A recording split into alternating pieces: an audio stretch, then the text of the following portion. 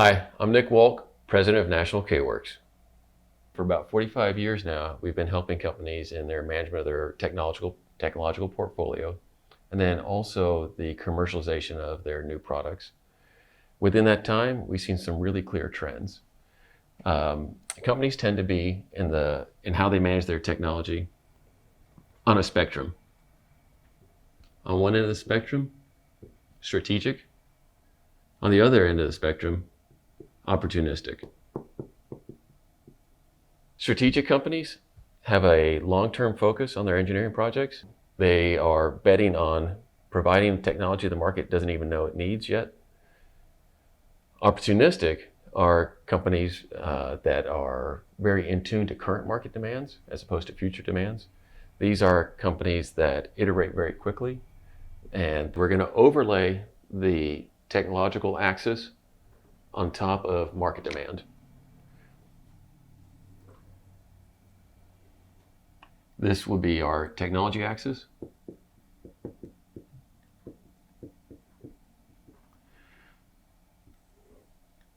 the technology axis, this is the amount of effort required and the result of it.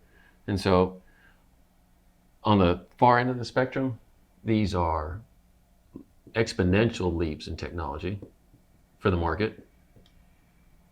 On this end, these are incremental leaps in technology. This is represented by cost of engineering. The vertical axis, this is market demand. This is how the market values the technology. This is expressed in revenue dollars. We'll make a matrix out of it. On the far end of the spectrum, top right, these are projects that have enormous amounts of engineering effort put into them in the anticipation of a large market adoption. These are strategic in nature.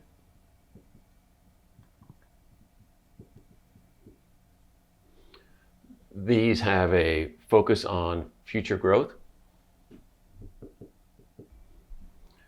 When these come out, there's such a technological leap that it's difficult for competitors to catch up.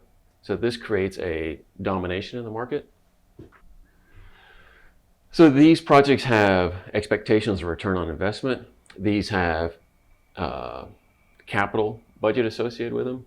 They have milestones. They have high visibility into corporate management. But there's times where the market didn't adopt the technology. A lot of effort was put into them, but the market didn't adopt it. And so this is a huge drain of money. A couple of these in a row can literally kill a company. We'll call this the death quadrant. On this end of the quadrant spectrum, we've got projects that are smaller in nature, and what they're doing is reacting to market demand. These are opportunistic.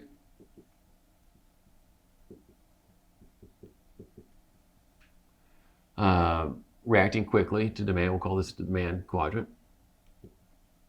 These are focused on current revenue.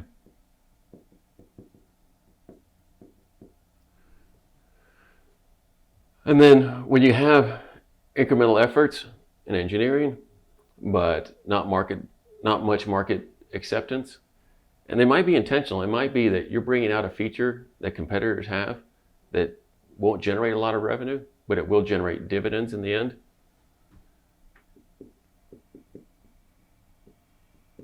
The dollar here is not the same as the dollar here. These are game-changing technologies. These are technologies that the market's willing to pay a premium for. So this is where engineering gets its biggest return on investment.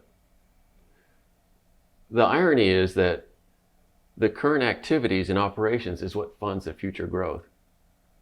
You need to be both, but it's very difficult to be both. We help companies be both.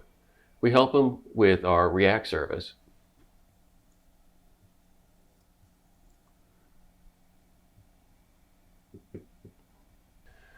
React allows companies to participate in both ends of the spectrum, and it's difficult to do that because they actually are different animals. On the opportunistic side, that activity funds strategic projects, while on the other hand, strategic projects fund the growth of the company. Opportunistic projects are highly reactive to the market, While strategic projects, by their very nature, the best ones are actually creating markets that didn't exist. Opportunistic projects are won on speed, on the ability to out-iterate.